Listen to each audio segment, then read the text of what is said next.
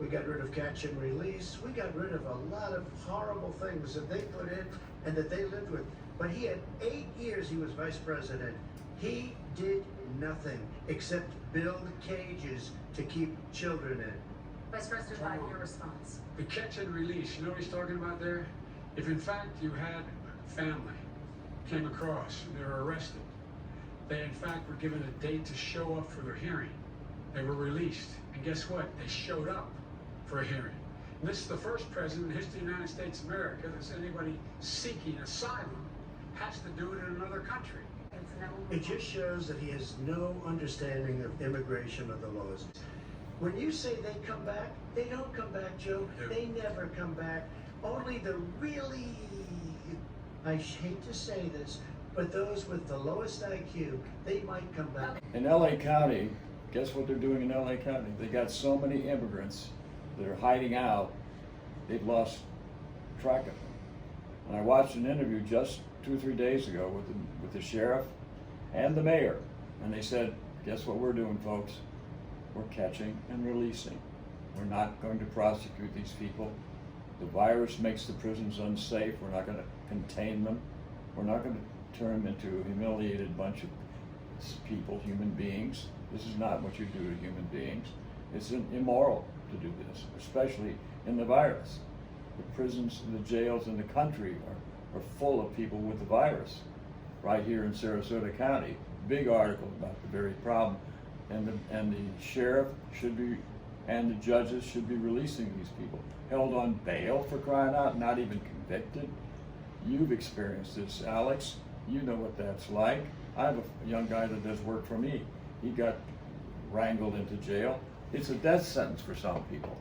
You got lucky. It didn't catch you because the virus hadn't shown up at that time. But there's a damn fear in people's mind if they go in there with the wrong person and they can't get away from them, they're going to get the virus.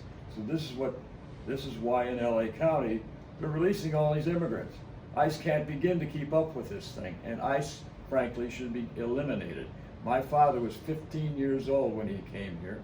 He came on a ship and went to Ellis Island at 15 and got cleared there with not much trouble at all. He had a family waiting for him in Rockford, Illinois, and as a result, he became a good citizen. We take a risk when we bring people in, especially poor people who come into the country. But you go to farmers, you go to all kinds of people in business in California and what have you, those in Texas, they want those workers. There's not enough of them to go around for the kind of agribusiness that goes on in those countries. Whether it's picking nuts or picking corn or picking products of all variety. Picking itself is an income, not the best, but it is a way to make a living. And it's a way to keep those farmlands alive and functioning. And then a lot of these people are farmers by trade. They know how to build stuff. They built their barns down in Mexico. They can do the same thing here, and they work with the trades. I just think Trump's all wet on this. It's my honest personal opinion. Some people want him to turn these people into criminals to justify an attitude of shutting them out. I don't think that's a good idea, but we'll just go from there. Trump has done some release, which I was surprised at, to his credit. And the crime bill that Biden was part of was an abomination, no doubt about it. And actually it started under Clinton, not more than even the Obama administration.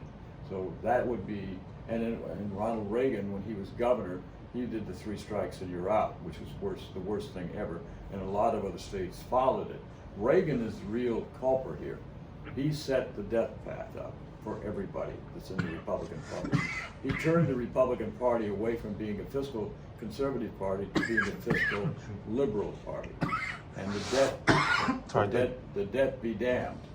And that's what Reagan did. Ronald Reagan said, government is the problem, not the solution. Then why in the hell do you run for government? And he couldn't answer that question in Sarasota in 1980 when I asked him that. And so all Trump is doing is magnifying on the mess that Reagan started. I blame Reagan for Trump, and those who followed Reagan, and this screwed up idea about government that doesn't really help the people. When Carter left office, we had no debt.